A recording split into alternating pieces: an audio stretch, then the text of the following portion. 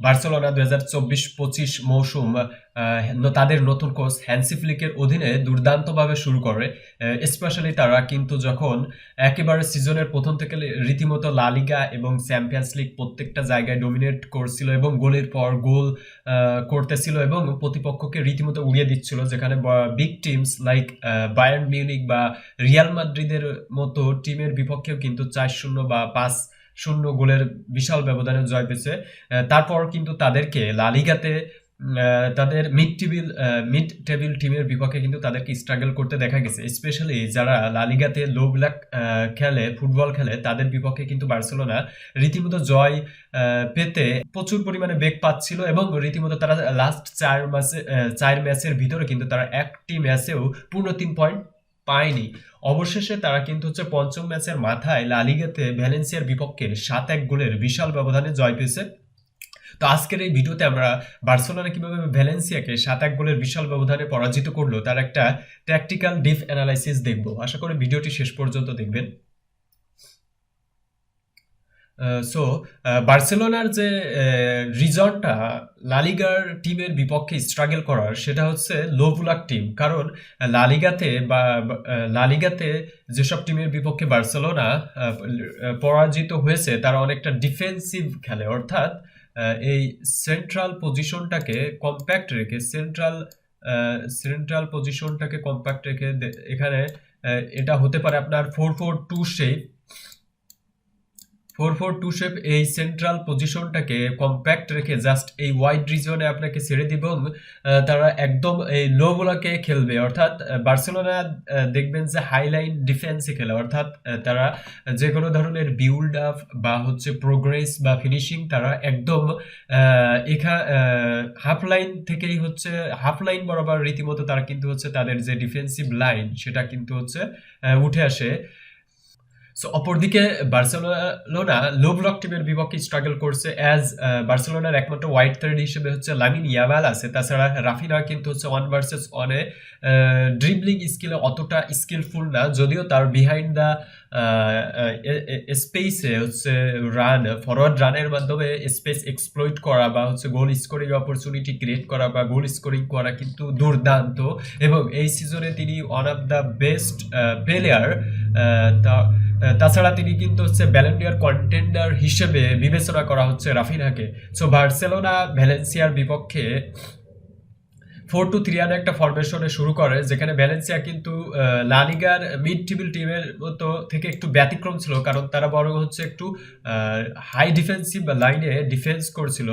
আর অপরদিকে বার্সেলোনা তারা হচ্ছে যখন হচ্ছে প্রোগ্রেস করার সময় তারা একটা 3-2-5 ফরমেশনে খেলছে।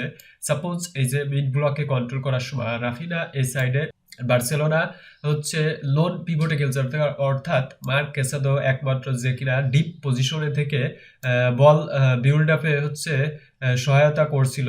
অপরদিকে বার্সেলোনার মিডফিল্ডার ডি ইয়ং এবং ফার্মিন লোপেজ অনেকটা অ্যাডভান্সড পজিশনে। সো বার্সেলোনা ভ্যালেন্সিয়ার বিপক্ষে 7-1 গোলের বিশাল ব্যবধানে জয় পাওয়ার অন্যতম কারণ ছিল হচ্ছে ফার্মিন লোপেজ এবং ফেরান তোরেসকে এই ম্যাচ স্টার্ট করা। কারণ ফার্মিন লোপেজ এবং ফেরান তোরেস তারা দুইজনই হচ্ছে ফরওয়ার্ড রানস দিতে খুবই দারুণ অভ্যস্ত এবং খুবই স্কিলফুল।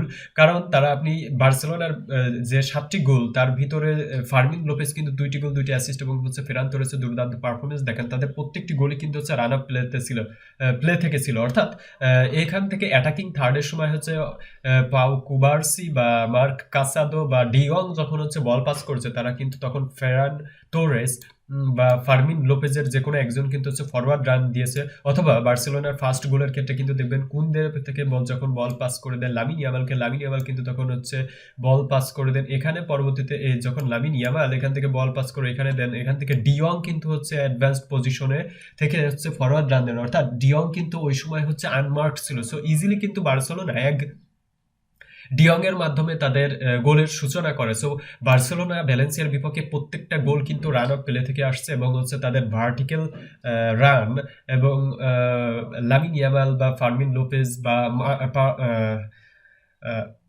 অথবা পাউ কুবার্সির কিন্তু হচ্ছে পাসগুলো দুর্দান্ত ছিল, স্পেশালি বার্সেলোনা যেহেতু হচ্ছে ভ্যালেন্সিয়া হচ্ছে হাইলাইন ডিফেন্সে অর্থাৎ মিড ব্লকে ডিফেন্ড করার চেষ্টা করছিল, আর বার্সেলোনা হচ্ছে সাধারণত তাদের অ্যাটাকিং লাইন ব্রেকিং পাস বা প্রোগ্রেসিভ পাস বা লং বল খেলে।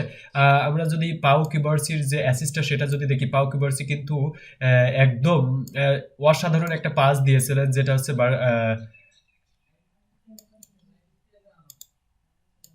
পাউ কুবার্সি অসাধারণ একটা পাস দিয়েছিল ভ্যালেন্সিয়ার বিপক্ষে, যে পাসে রীতিমতো ভ্যালেন্সিয়ার 3টা ডিফেন্সিভ লাইন একদম ব্রেক করে ফেলে। পরবর্তীতে এখান থেকে ফার্মিন লোপেজ রান দিয়ে একটা দুর্দান্ত গোল করেন। বিশেষ করে এই পাসে পাউ কুবার্সির এই লং বলে ভ্যালেন্সিয়ার first line defence, second line defence, third line defence প্রত্যেকটা ডিফেন্স ব্রেক হয়ে যায় এবং ইজিলি পাউ কিবার্সির এই বল ফার্মিন লোপেজ অসাধারণভাবে রিসিভ করে কিন্তু দুর্দান্ত একটা গোল দিয়ে দেন। বার্সেলোনার এই সেন্টার ব্যাক পজিশনে যারা খেলে থাকে তারা কিন্তু হচ্ছে যথেষ্ট প্লে মেকিং রোল প্লে করে, অর্থাৎ বল প্লেইং সেন্টার ব্যাক, এটা হোক পাউ কুবার্সি বা এরিক গার্সিয়া বা ইনজিউড কারণে যেখানে ইনিগো মার্টিনেজ খেলতে পারেনি, ইনিগো মার্টিনেজও কিন্তু হচ্ছে এই বল প্লেইং সেন্টার ব্যাক হিসেবে দুর্দান্ত। আর এখানে রোনাল্ড আরাহোর একটু উইকনেস আছে, যদিও রোনাল্ড আরাহোর ফিজিক্যালিটি বা রোনাল্ড আরাহোর ডিফেন্সিভ কিন্তু অসাধারণ এবং তার যে স্পিড সেটা অসাধারণ, কিন্তু এই হ্যান্সি ফ্লিকের অধীনে আপনার সেন্টার ব্যাকগুলোর অনেকটা সুইপিং রোল, অর্থাৎ যেমন গোলকিপার হচ্ছে সুইপিং রোল প্লে করা লাগে, অর্থাৎ অ্যাডভান্স পজিশনে এসে বল প্লে করা লাগে, সেইমভাবে হচ্ছে এই সেন্টার ব্যাক পজিশনে থাকা weather it is pav Cubarsi বা এরিক গার্সিয়া বা ইনিগো মার্টিনেজ বা রোনাল্ড আরাহো, তাদের প্রত্যেকে কিন্তু হচ্ছে বল প্লেইং যে অ্যাবিলিটি সেটা দুর্দান্ত থাকা লাগে। সো এই ম্যাচে হচ্ছে পাউ কুবার্সি এবং হচ্ছে এরিক গার্সিয়া তারা কিন্তু হচ্ছে বল প্লেইং সেন্টার ব্যাক হিসেবে কিন্তু অসাধারণ খেলছে, স্পেশালি তাদের লাইন ব্রেকিং পাস বা প্রোগ্রেসিভ পাস কিন্তু অসাধারণ ছিল। এই এরিক গার্সিয়া কিন্তু হচ্ছে ইজিলি হচ্ছে লামিন ইয়ামাল বা এখান থেকে হচ্ছে ফার্মিন লোপেজ যখন হচ্ছে অনেকটা ড্রপ ব্যাক করে ডিপ পজিশনে চলে আসে তখন ইজিলি ফাইন্ড করছে এবং ফাইন্ড করে পরবর্তীতে লামিন ইয়ামালকে দিয়েছে। লামিন ইয়ামাল কিন্তু বল পাস করে এই এখান থেকে অ্যাডভান্স পজিশনে বল পাস করে ইজিলি হচ্ছে তা যে কোনো একজন ম্যান পেয়েছে এবং পরবর্তীতে সেটা হচ্ছে